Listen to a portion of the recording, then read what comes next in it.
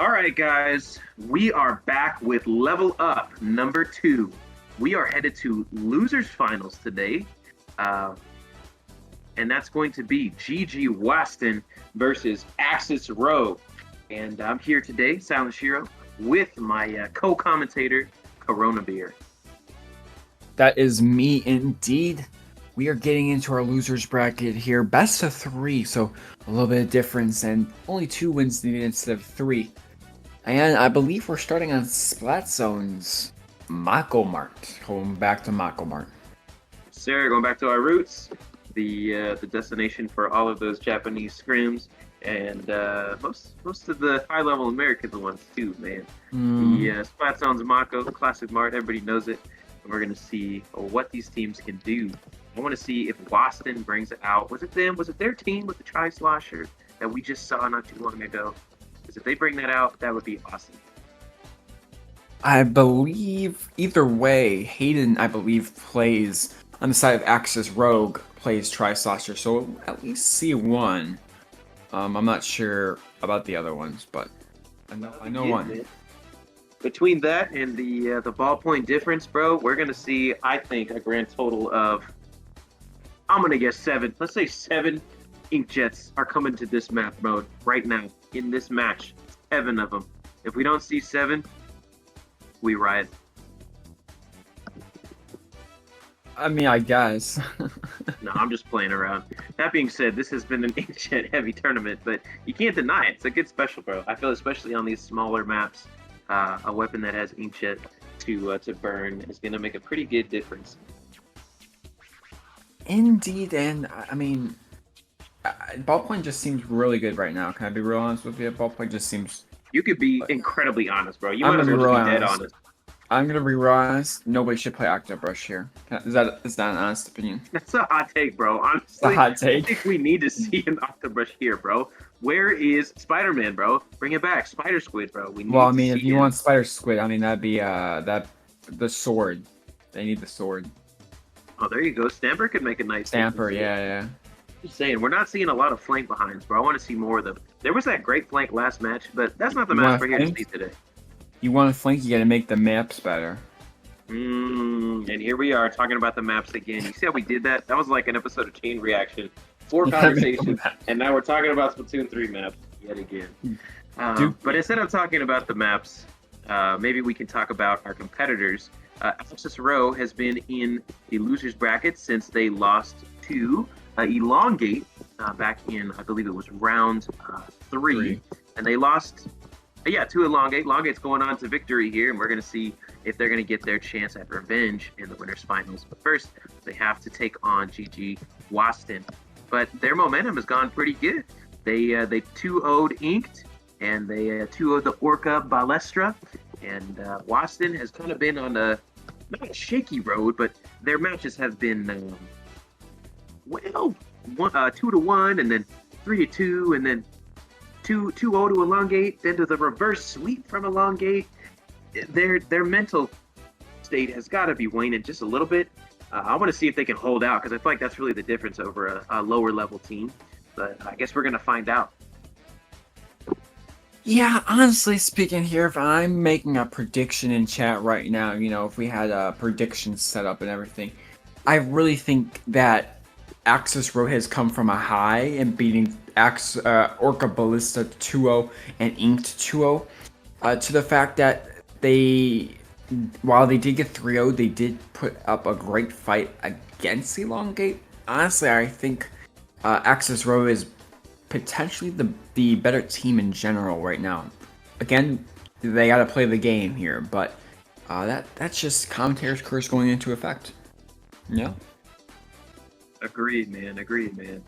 Well, if you're going into Splat Zone's Michael Meyer, what are you bringing up? Octobrush, and Inkbrush.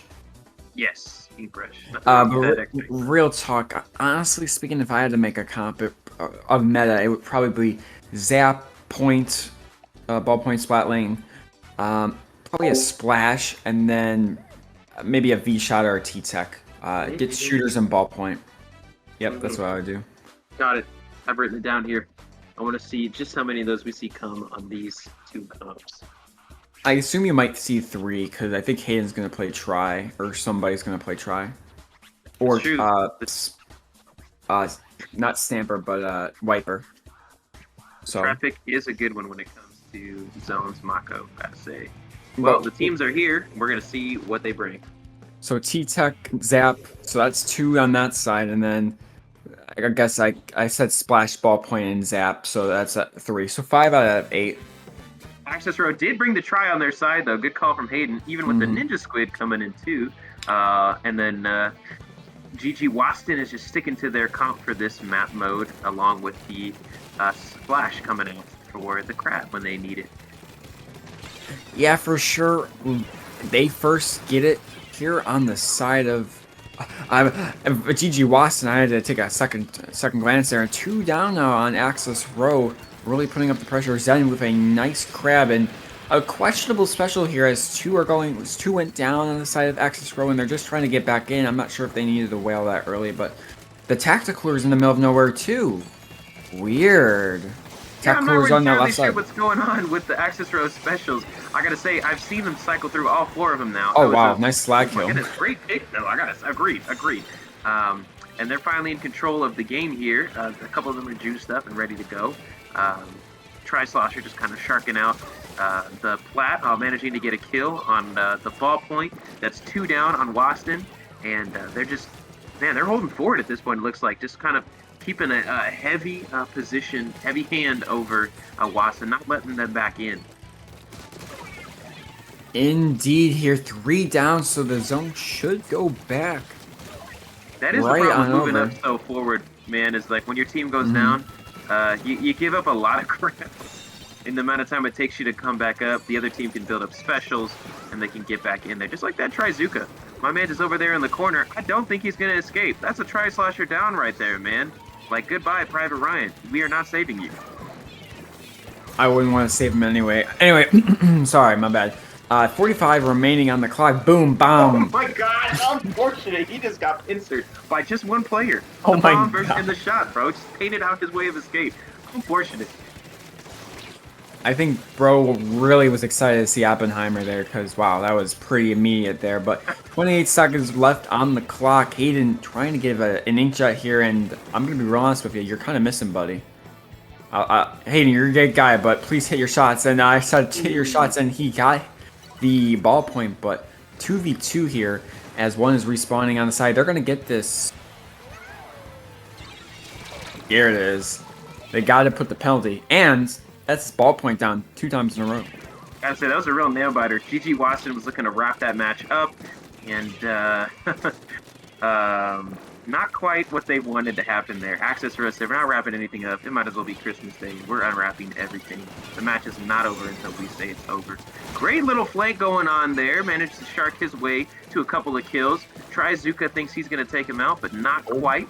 Access Row, 42 points on the board. Just ticking down the seconds until they have the lead. I like the Toxic Mist, and then the try... oh my goodness, I forgot what that special's called. Zuka. But you know, the try, Strike? you know, the 3 explosions. You know what I'm talking about. Try strike. Try strike, thank you. Followed by the Trizuka. Trizuka goes down, but that might be the lead they needed. Oh my gosh, Inkjet denying them success. Oh, and Access Row taking the first dub of the game. Shaky comms, great match. Nah, that's all right, man. I just wanted to also say that this is the first match we've actually seen on stream. And I think the first match all in together that GG Whast'n has lost on Splat Zones. I want to confirm that is confirmed. This is the first Splat Zones Whast'n has lost, and I just feel like when watching the last few that Whast'n was really dominant at Splat Zones and really nothing else. That was really dominant. They were good on all the maps. But Spot Zones was their thing, you know. And so defeating them on Spot Zones, I think, is going to show what's going to happen in these next few matches, especially with them not winning since like 3 matches ago. Since they've lost the last 2 or 3 games, they lost the last 3 games plus this one equals 4 show 4 games. And that right there is POG champion math right there. Top tier math. You want some more math? They've lost one game. In order to stay in the competition, they're going to need to add +1 victories to their current level of victories. And that's going to make one grand total of victories. We're headed next to Tower Control Inkblot Art Academy. What do you think that GG Whast'n's going to need to do to pull out a victory, bro? Win. I'm just kidding. I'm sorry. You're right, though. They are going to need to win. And how are they going to do that, man? Get to 0, get a knockout. No, but for real, understand first. I want to say this is a best of 3. So yeah, Whast'n needs to win. Needs a reverse sweep technically. I guess you could call it, even if it's just 2 matches here. But they're gonna need one, and really, they need to work more as a team here. Tower control again, not splat zones. Confirmed. We confirm that show. They just need to put those specials together. If they can coordinate that a little bit better, I think that makes teams infinitely better. It is just the infinite teamwork there. So we'll see. And just good 1v1s. A lot of the time, the 1v1s are pretty important too. So you need teamwork and go 1v1. So that's basically just be good at the game. Yeah, that sounds about right, and I'm with you on that. Honestly, if they can take a couple more team fights, get themselves out of the 1v1s, or finalize those 1v1s in a decisive stomp over the enemy, that would be great. But agreed, I feel like the coordinating specials is one of like the things that separates like a team that's just starting from a team that is comfortable, plays together, has a good momentum. They know when to push, and they know how each other's weapons and roles are going to work. We're going to see if they can execute that, or if the fatigue from all these games is going to get to them here on Tower Control Inkblot Art Academy. Correct. Here we go. Let's see how it works. This is, Shiro, I gotta tell you, this is in Splatoon 3, since TC Starfish main stage is not a thing. This is easily my favorite map, and it's a lot of other people's favorite maps too, and I'm not sure why. It's just a fun map. But speaking of fun, 3 down on AXI ROE here. Oh my goodness. Gets a kill there, somehow alive. Good ballet there. Wallet's really putting in the work there. Oh my gosh, my man is stuck between a rock and a hard place. The rock being the 5.1 and the hard place being the Trizuka. And man, the pressure just does not stop. He goes down there, the Alliance ROE member. Oh my goodness, followed by the 2 down for the other people. My goodness, you need to figure out which team is which.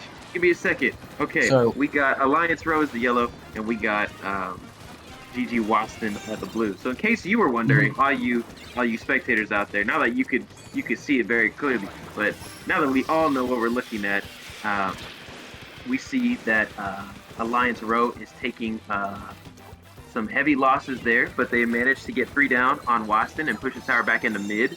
And we're gonna see if they can turn the back foot that they're on into a lead, man. For sure here.